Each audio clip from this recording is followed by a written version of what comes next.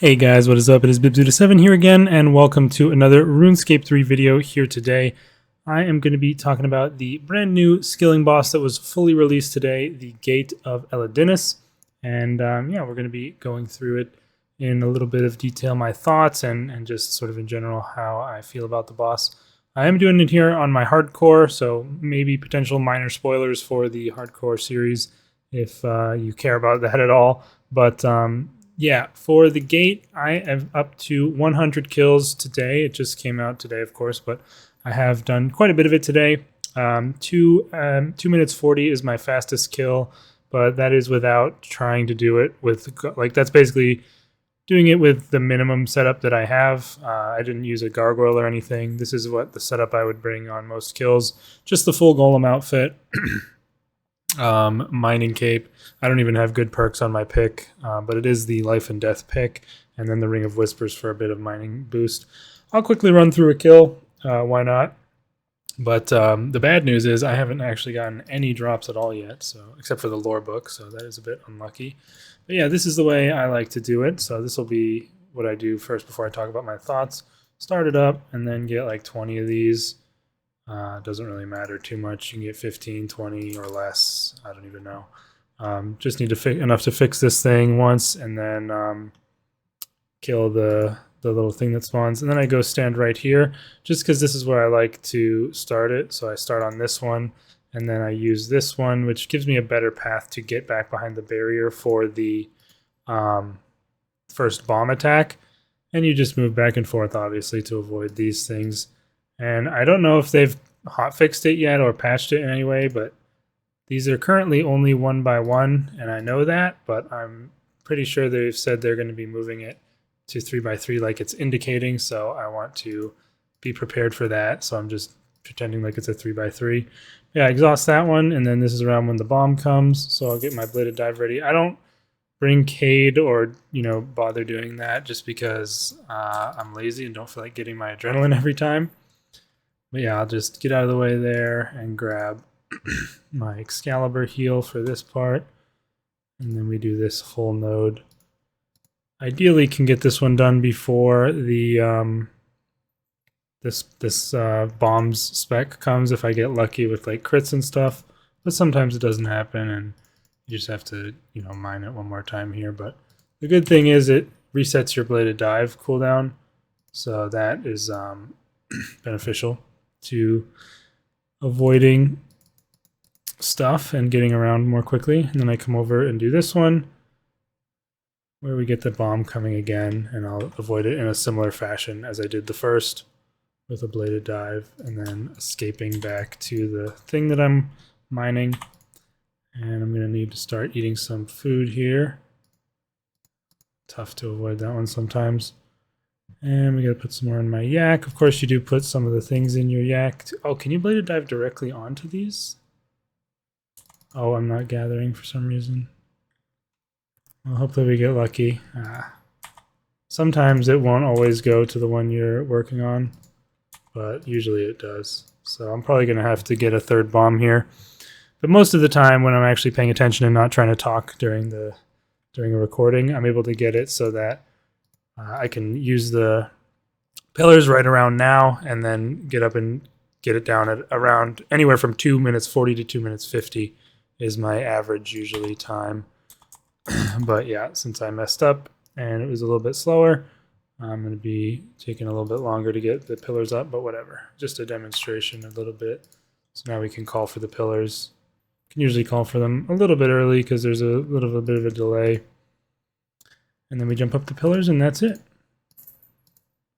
So yeah, that's my method right now. Again, usually I'm averaging 2 minutes 40 to 2 minutes 50 time frame, which isn't too bad. I know with better stuff and like Gargoyle, you can get lower times, but still in the 2 minute range.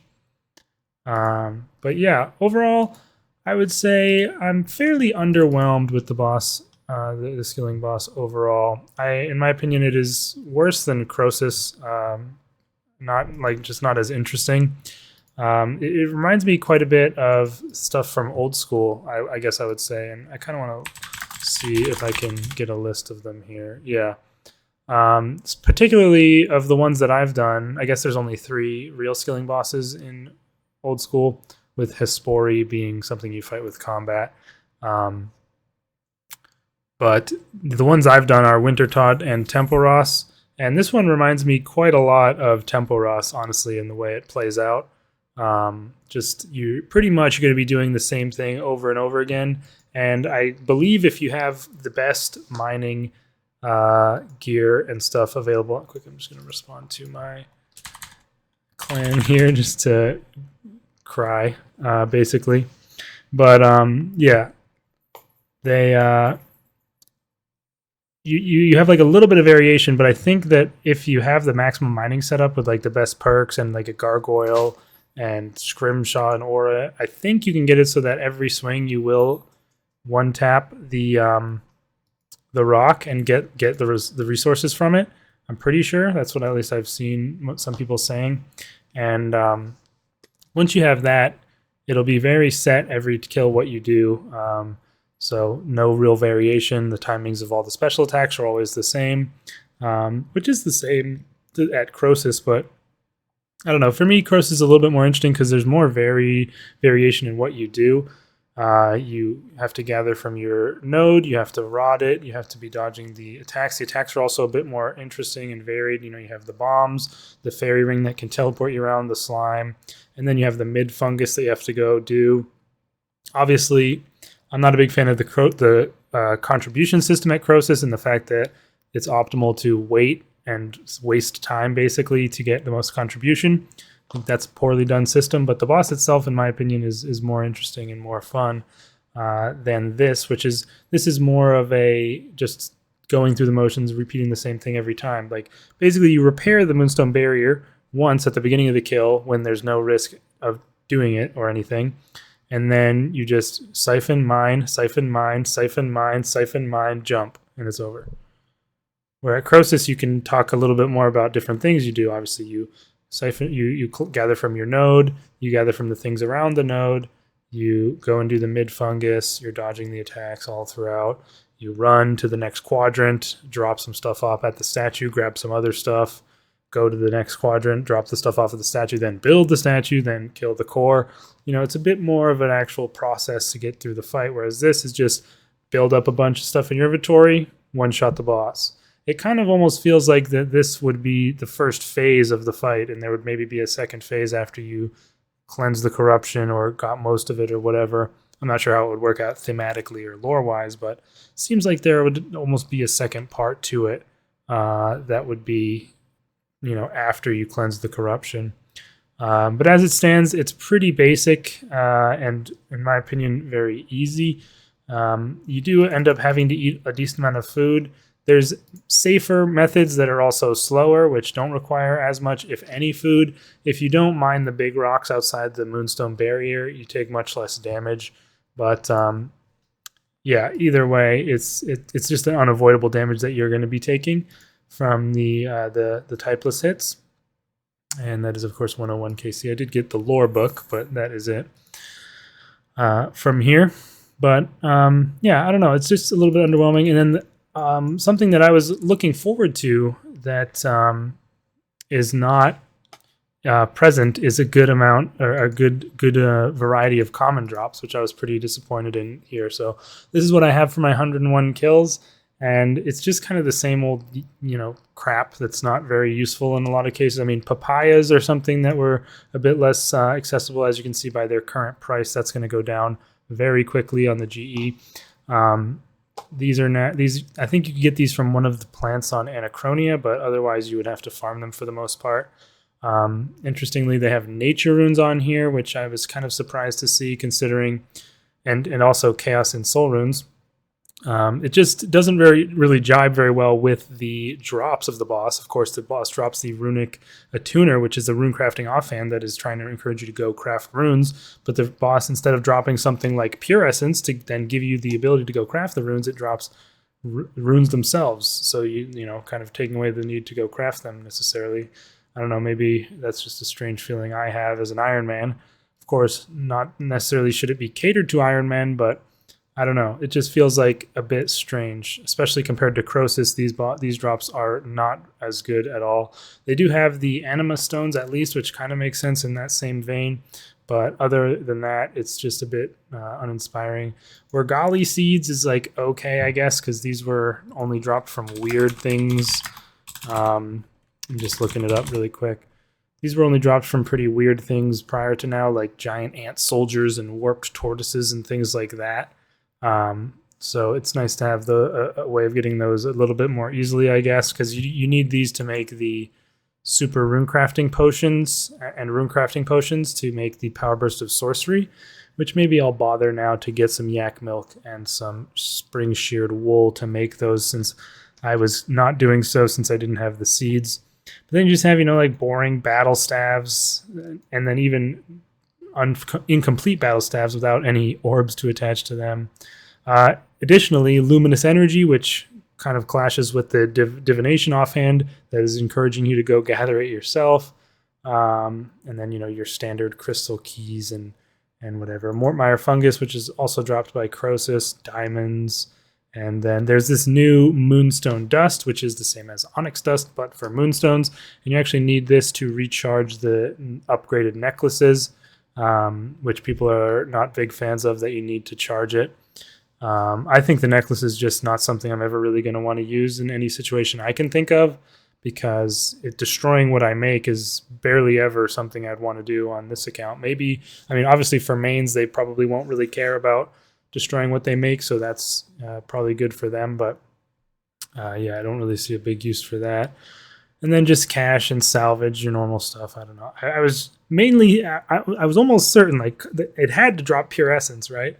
For the Runica Tuner, 120 or 110 rune crafting's coming next year. I thought for sure that would be on its drop table, but unfortunately it's not. One thing that's kind of funny is the number of manuscripts you get. They really seem to have a big struggle with getting a properly balanced amount of manuscripts. The Sanctum, I believe people think, drops too few.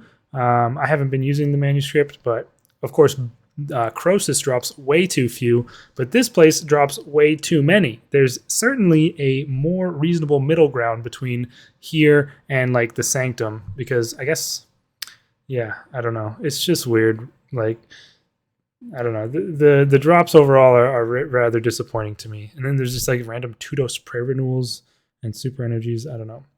And then these are pretty rare. I think I got kind of hosed by getting these uncuts. People I know with 100 KC as well don't have any of those. But anyway, that's just kind of, I guess, part of the Iron Man mindset that's coming out, is that I would like for more useful and common drops. Like, basically you have alk, cash itself, and then, just a little bit of other junk. And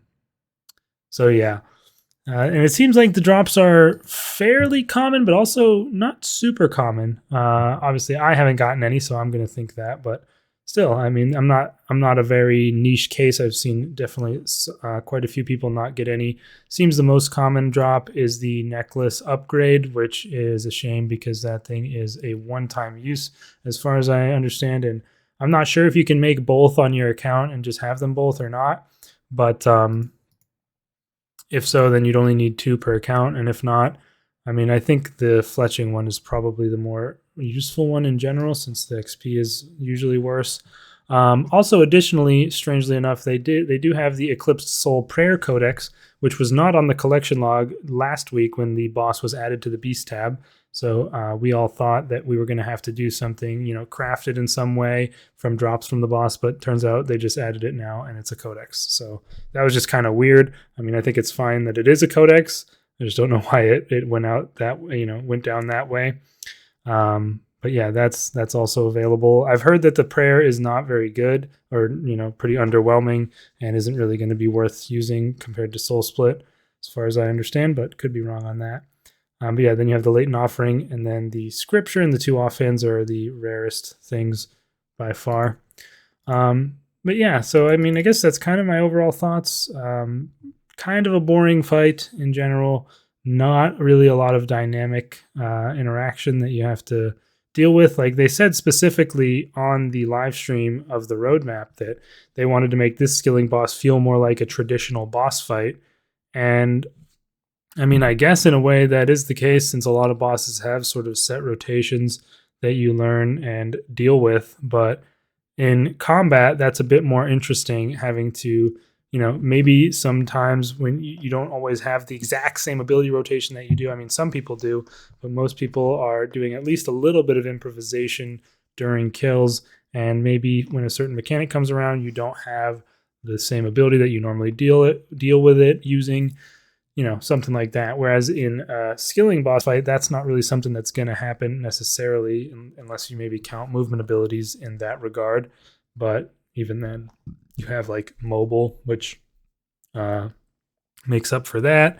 So yeah, I don't know. It does really remind me a lot of the old school RuneScape Tempo Ross skilling boss. I don't know if I'm the only one that thinks that, but yeah, I don't know. We obviously we knew mostly what we were getting from the quest, but I kind of thought there would maybe be a little bit more in the real version than the quest version. You do take more damage, but I think that's the only difference. It's also a little bit cool that there's two different ways you can approach it. One being the more risky approach, where you go out into the area that's beyond the barrier, take more damage, and also, I guess I didn't really mention. Actually, I don't have my sharks. I have to grab those, but I'll go in for one more kill just for the fun, I guess. Like, it's not that I don't like the boss, but it's a little bit disappointing from what I was expecting. As well as the loot is a big sad point for me. Really hoping they do come out with solo mode, or like a more solo friendly version of Croesus at some point. I think I would have a lot more fun with that.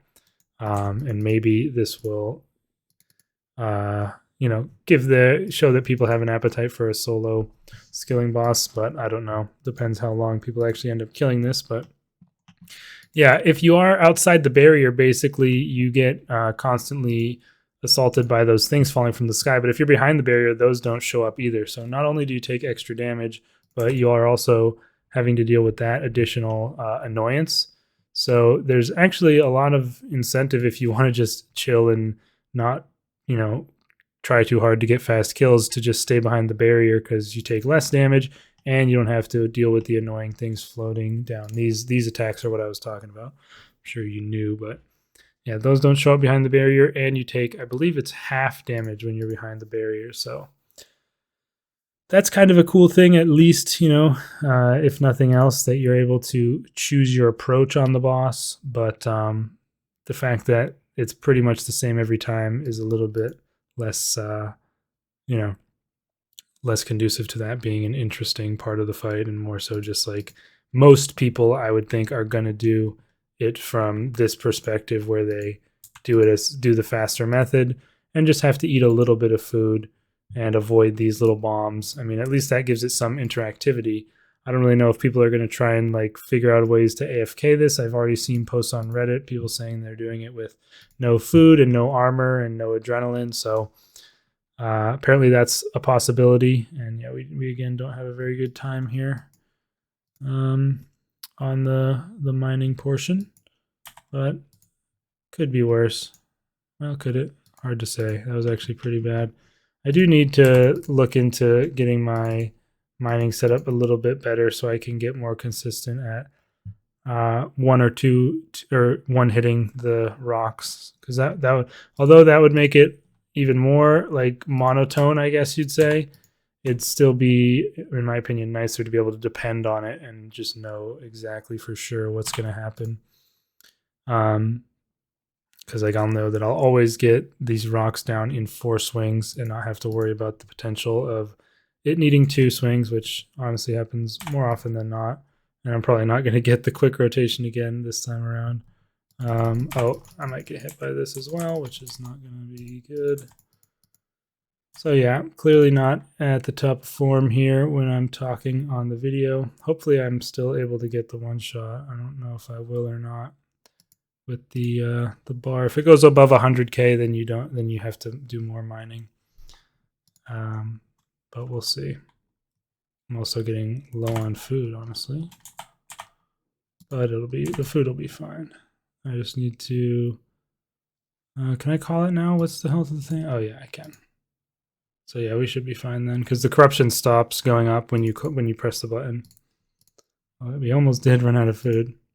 It is a safe death in here as well, so that's not something you have to worry about on a hardcore. But yeah, again, pretty unimpressive kill time, but usually I've been able to get it a bit better. But yeah, 5 manuscripts in 1 kill there.